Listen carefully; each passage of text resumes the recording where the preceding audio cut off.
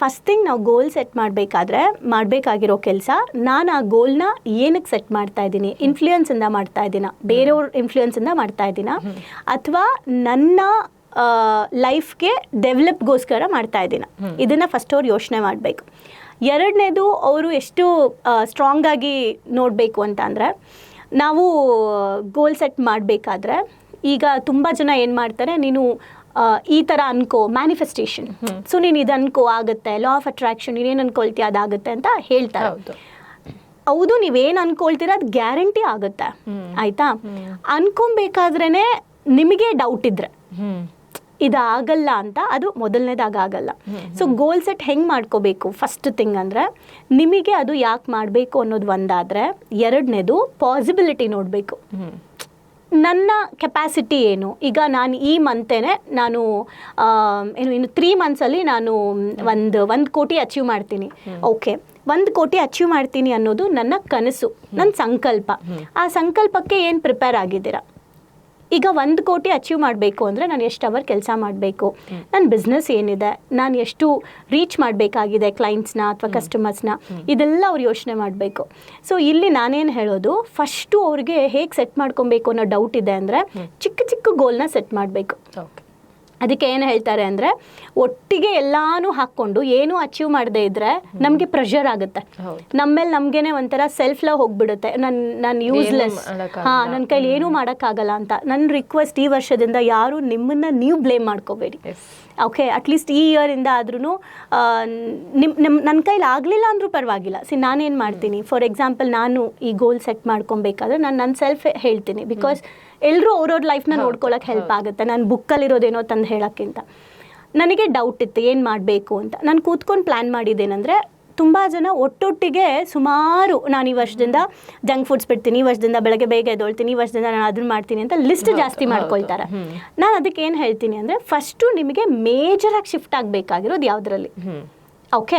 ಈಗ early morning ಬೇಗ ಎದ್ದೊಳ್ದೇ ಇರೋದ್ರಿಂದ ನಿಮಗೇನು ಕಾನ್ಸಿಕ್ವೆನ್ಸ್ ಬರ್ತಿದೆ, ಪರಿಣಾಮಗಳೇನಿದೆ ನಿಮ್ಮದು. ಲೇಟಾಗಿ ಹೋಗ್ತಾ ಇದ್ದೀರಾ ಆಫೀಸ್ಗೆ, ಅಥವಾ ಆಫೀಸ್ಗೆ ಹೋಗ್ಬೇಕಾದ್ರೆ ಹರಿಯಾಗಿ ಹೋಗ್ತಾ ಇದ್ದೀರಾ, ಹರಿಬರಿ ಮಾಡ್ತಾ ಇದ್ದೀರಾ, ಅಥವಾ ನಿಮ್ಮ ಕೆಲಸಗಳು ಡಿಲೇ ಆಗ್ತಾ ಇದೆಯಾ, ನಿಮಗೆ ಒಂದು ಟೈಮ್ ಸೆನ್ಸ್ ಇಲ್ಲ, ಟೈಮ್ ಮ್ಯಾನೇಜ್ಮೆಂಟ್ ಇಲ್ಲ ಇವ್ರಿಗೆ ಅಂತ ನೀವೇನಾದರೂ ಮಾತು ಕೇಳಿಸ್ಕೊಳ್ತಿದ್ದೀರಾ ಅಂದರೆ, ನನಗೆ ಇದು ಇಂಪಾರ್ಟೆಂಟ್ ನನ್ನ ಗ್ರೋತ್ಗೆ ಬೆಳಗ್ಗೆ ಎದ್ದೊಳ್ಳೋದು. ಎರಡನೇದು, ಹೆಲ್ತ್ ಅಪ್ಸೆಟ್ ಆಗ್ತಾ ಇದೆ, ಪದೇ ಪದೇ ಹಾಸ್ಪಿಟಲ್ಗೆ ಹೋಗ್ತಾ ಇದ್ದೀನಿ ನಾನು, ನನ್ನ ಪದೇ ಡಿಸೀಸಸ್ ಬರ್ತಾ ಇದೆ ಅಂದರೆ ನಾನು ಹೆಲ್ತ್ ಫೋಕಸ್ ಮಾಡಬೇಕು, ಓಕೆ. ಈ ಥರ ನನ್ನ ಪರಿಣಾಮಗಳನ್ನು ನೋಡಿಕೊಂಡು ಮೊದಲು ಗೋಲ್ ಸೆಟ್ ಮಾಡಬೇಕು.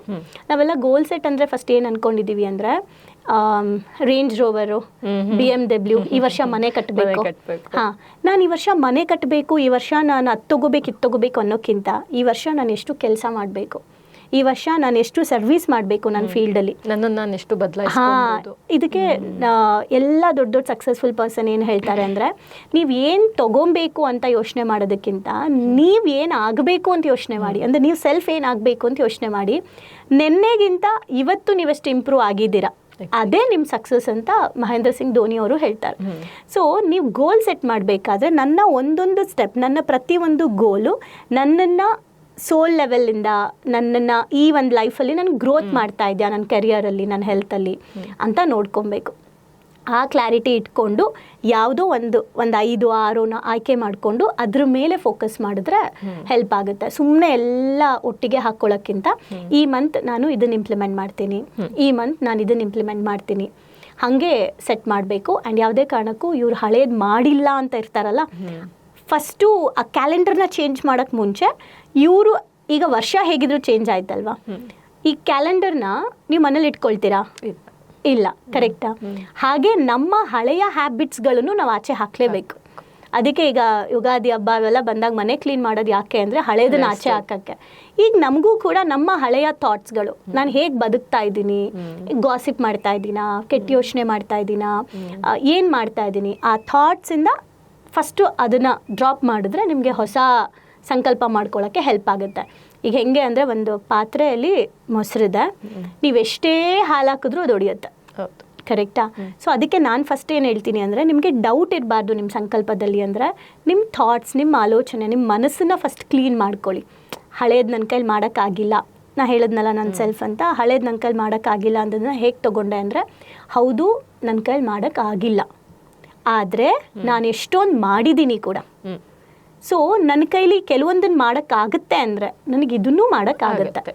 ಓಕೆ, ನಿನಗೆ ಕಷ್ಟ ಆಗಿರ್ಬೋದು ಆ ಟೈಮಲ್ಲಿ, ನೋ ಪ್ರಾಬ್ಲಮ್, ನಿನ್ನ ಕೈಲಿ ಆಗುತ್ತೆ, ನಿನಗೆ ನೀನು ಸಪೋರ್ಟ್ ಮಾಡ್ಕೊಳ್ತೀಯ.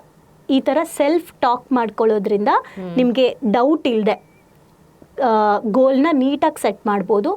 ಫೈನಲಿ ನಾನು ಹೇಳೋದು ನಿಮ್ಮ ಪ್ರಶ್ನೆಗೆ, ಎಲ್ಲ ಒಟ್ಟಿಗೆ ಹಾಕ್ಕೊಂಡು ಒದ್ದಾಡೋಕ್ಕಿಂತ ನಿಮ್ಮ ಗ್ರೋತಿಗೆ ಪ್ರಯಾರಿಟಿ ಸೆಟ್ ಮಾಡಿ, ಯಾವ್ದು ಬೇಕೇ ಬೇಕು ಅದ್ರ ಮೇಲೆ ಫೋಕಸ್ಡ್ ಆಗಿ ವರ್ಕ್ ಮಾಡಿ. ಇದುವರೆಗೂ ಏನೂ ಮಾಡದೇ ಇರೋರು ಅಟ್ಲೀಸ್ಟ್ ಈ ವರ್ಷ 3 ಸಾಕು, 3ನ್ನ ಇಂಪ್ಲಿಮೆಂಟ್ ಮಾಡ್ಕೊಳ್ಳಿ. ಏನೆಂದ್ರಲ್ಲಿ, ಹೆಲ್ತಲ್ಲಿ, ವೆಲ್ತಲ್ಲಿ, ರಿಲೇಷನ್ಶಿಪ್ಪಲ್ಲಿ, 3ರಲ್ಲೂ 3 ಗೋಲ್ ಸೆಟ್ ಮಾಡಿ, 9 ಗೋಲ್, ಅದನ್ನಷ್ಟೇ ಫೋಕಸ್ ಮಾಡಿ ಆ್ಯಂಡ್ ಆಗುತ್ತೆ ಅದು.